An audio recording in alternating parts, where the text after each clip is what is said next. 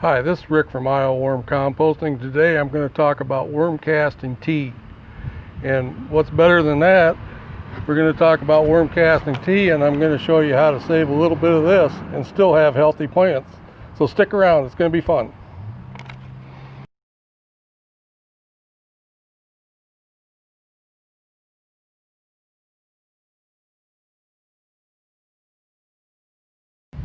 Worm casting tea, what is it and why should you be bothered with it?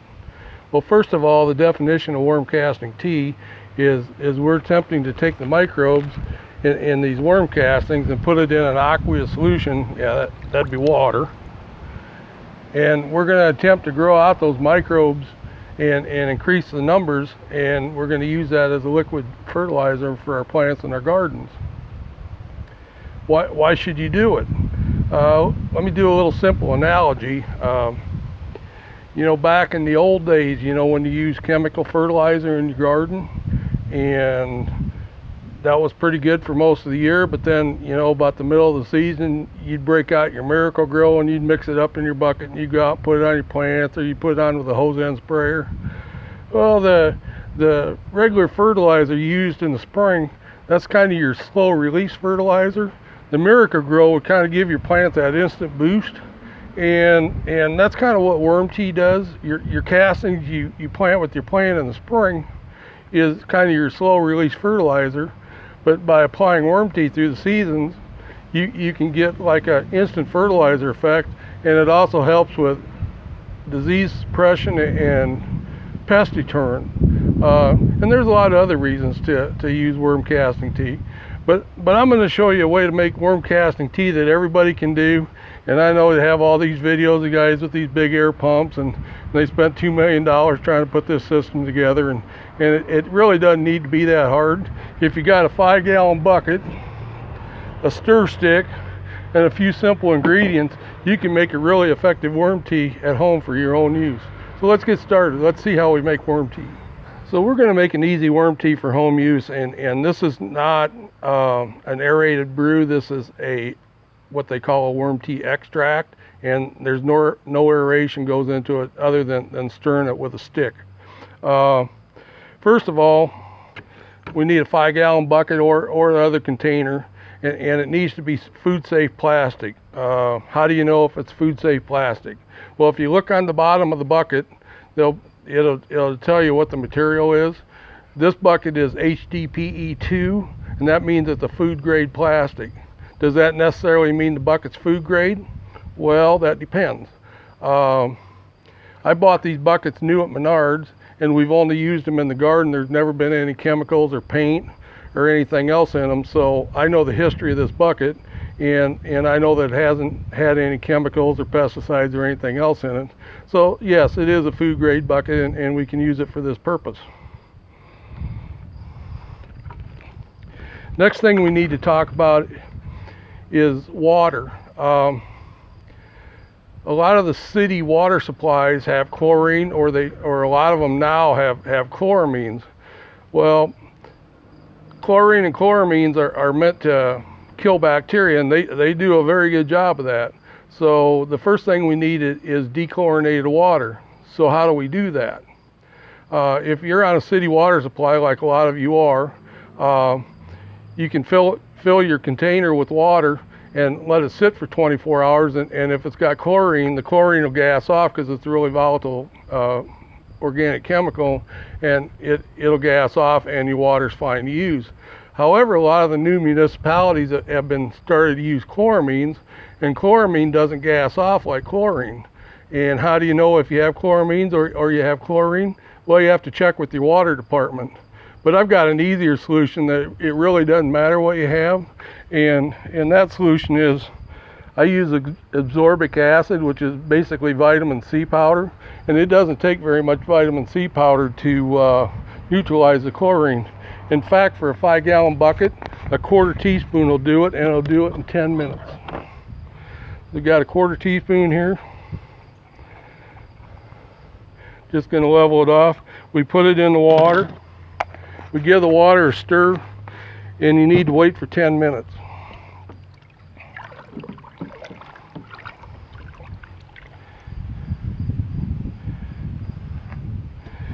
So how do I know this works? Well, I've done a little research on it, and a lot of the chlorine filters that you buy that say are in your refrigerator, or even the ones you buy for your garden use, those have ascorbic acid and vitamin C, and that's what's actually in there, neutralizing the chlorine. So we've looked at this under the microscope, and we feel pretty safe. However, I will say this, I do wait an hour before I attempt to make my worm tea. And usually I do an aerated tea when I'm making my own tea. So I always let it bubble an hour so it kind of builds oxygen in that hour's time, but it also helps to dissipate the chlorine and stuff, and get the ascorbic acid all through the water. Okay, after we've done that with the miracle video here, we've waited our hour. And here's my favorite recipe for worm tea. You don't have to write this down. I'm going to post this at the bottom of the video. But I use 2 cups of castings per 5 gallons. 1, 2. Now I like to use a good quality casting. What goes in is what comes out. These Earthworm natural castings are our castings produced by our worms, and we've done extensive testing on these castings, and they're pretty much a balanced casting, about half fungi and half bacteria, and we've grown with them all summer in the garden and produced good results, and we've also had the biological assay done on them, and we're real comfortable that these are a quality casting.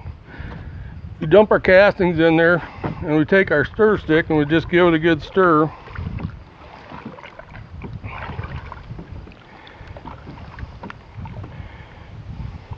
And that right there will make you a very good worm tea. However, I like to add a few extra ingredients, and I'll give you the reasons why, and I'll tell you what they are. Right here I have a cup of Sphagnum Peat Moss, and the reason I like to add this is this has a lot of fungi in it, and it adds a lot of fungi to your brew. Now your brew won't grow fungi, it'll grow bacteria, and bacteria will get, there'll be more bacteria. The fungi, if they're not in there, you're not going to get them. So fungi will grow, but they won't multiply. So I'm going to add, probably half of this, which I'd say be a good handful.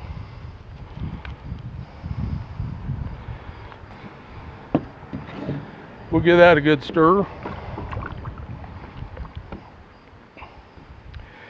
And you have to kind of push that peat moss down. It kind of repels water when it's dry.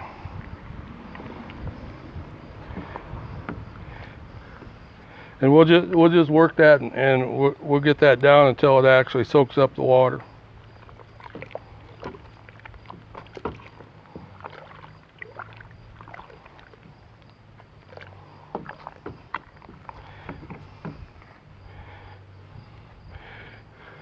That's pretty good. Now my next ingredient is azomite, and azomite is a volcanic rock dust. It's got like 63 trace minerals, something like that. They call it A to Z for trace minerals, and you're going to find some of that in our casting because we run these through our worms when we're making castings. But I also add like a little bit to my brew. So I add like 3 tablespoons for a 5-gallon batch.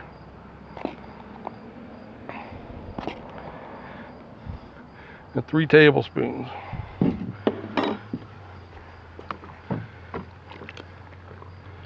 Give that a good stir.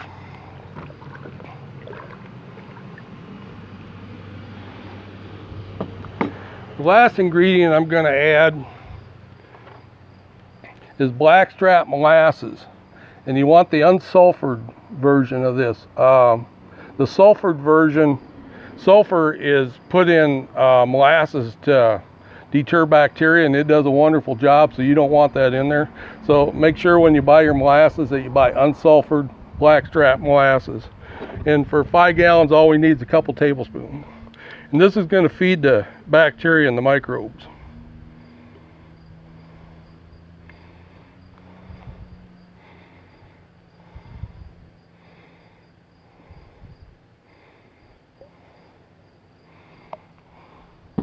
There we go. Now the hard part's trying to get what's left off the spoon.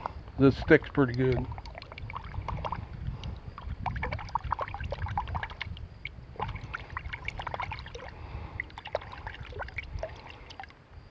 See, I wasn't kidding.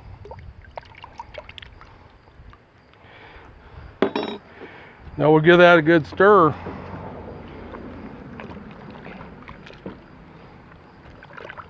And guess what? You've now made your first worm casting tea extract. The only thing we have to do now is let this sit 48 to 72 hours and go out and stir it a couple times a day. Just add a little oxygen to kind of feed the bacteria and the microbes. And after we let that sit, I'm going to come back and I'm going to show you some easy ways to apply this. So I would just grab a little board cover or something for this and just take your bucket and put it in the shade somewhere where it's handy. And a couple times a day, just go out with your stir stick and give it a good stir and cover it back up and just wait 48 to 72 hours. We'll catch you on the flip. Okay, I moved my worm casting tea extract to a shady spot and I'm giving it a little stir, and now all I'm going to do is cover it and put a weight on it.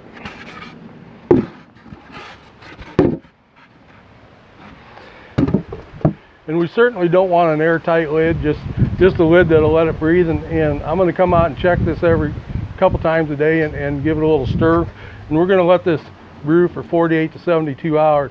Now we want to be a little careful not to let it go too long, because as the bacteria multiply in there, they'll be eating the oxygen. If we let it go too long, they'll eat up all the oxygen and the anaerobic bacteria will take over.